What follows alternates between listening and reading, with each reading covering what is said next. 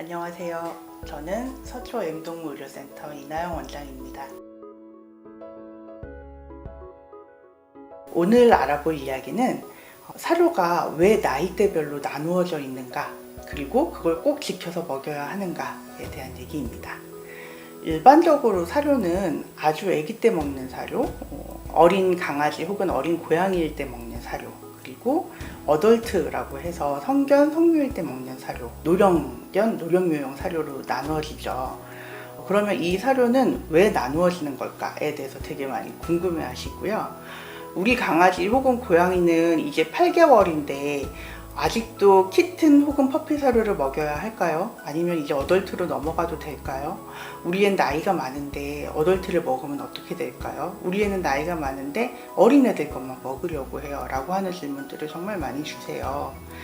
자, 일단은 이 생애 단계별로 사료가 나누어져 있는 이유는 뭐냐면 아이들의 몸도 사람의 몸과 마찬가지로 성장기에 필요한 성분, 성장이 다 끝난 다음에 필요한 성분, 그리고 몸이 노화되기 시작하면서 필요한 성분들이 다 조금씩 다르기 때문이에요. 당연한 얘기겠지만 1살 이전의 어린 나이에는 뼈와 골격하고 또 근육도 막 붙어야 되고 성장해야 되니까 단백질 성분도 많이 필요할 거고 칼슘이라던가 인 같은 미네랄 성분들이 많이 필요할 수 있을 거예요. 그런데 얘들이 이제 성장이 다 완료되고 나면 어릴 때만큼 그렇게 단백질 성분이 많이 필요하지 않아요. 그래서 이런 성분들을 다시 조정해 놓게 되죠. 어릴 때처럼 지방과 단백질을 많이 먹게 되면 살이 찔 수도 있고 몸에도 많이 부담이 갈 수 있기 때문에 어덜트 시기가 되면 이 성분들을 조절해 놓게 돼요. 근데 7살이 보통 넘어가기 시작하면 사람처럼 생애 전환기가 오거든요, 얘네들도. 그러면 젊었을 때보다 훨씬 더 활동성도 떨어지고 몸이 노령화되기 시작한단 말이죠.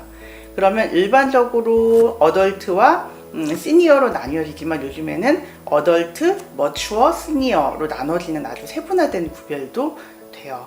근데 이때 이제 어덜트에서 넘어가는 시기에는 어떤 더 줄이게 되죠. 단백질이라던가 지방 함량은 더 줄이게 되고 그 외 미네랄이라던가 다른 성분들, 항산화제 같은 성분들은 더 포함하는 조성을 만들게 돼요.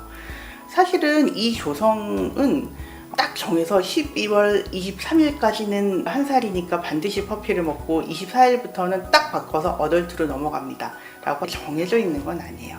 그냥 대략적으로 아이들의 활동성이라던가 노화에 따라서 변화되어 가는 거죠. 그래서 잠깐 정도는 우리 애가 너무 입맛이 없다면 잠깐은 퍼피나 키튼을 먹여서 입맛을 살짝 돋구는 것도 괜찮아요. 왜냐하면 퍼피나 키튼에는 단백질과 지방이 많기 때문에 이후의 사료들보다 훨씬 더 뭔가 촉촉하고 부드럽고 더 고소한 느낌이 나거든요. 그래서 아이들의 입맛을 끌어올리기 위해서는 일시적으로 쓰셔도 크게 상관이 없고요.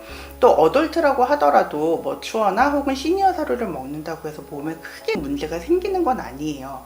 단 너무 장기적으로 어린아이가 늙은 동물용 사료를 먹는다던가 하게 되면 만성적으로 서서히 영양이 좀 부족한 상황이 오게 되겠죠. 하지만 뭐 한 달 혹은 뭐 며칠 정도를 그걸 먹는다고 해서 아이들의 몸에 크게 문제가 되는 건 아니기 때문에 대략적인 가이드라인이구나 라고 생각을 하시면 좋을 것 같고요.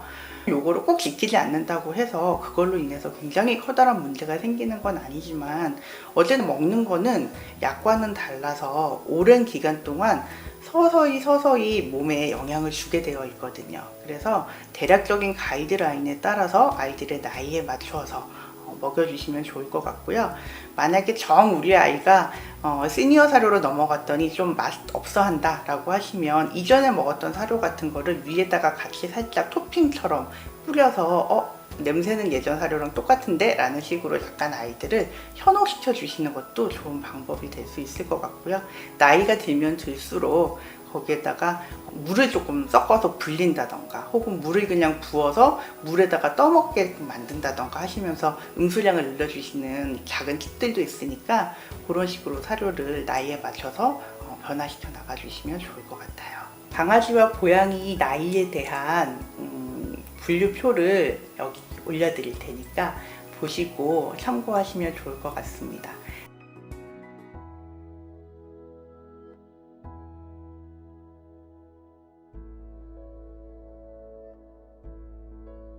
나이에 대한 사료 여기까지 알아보고요.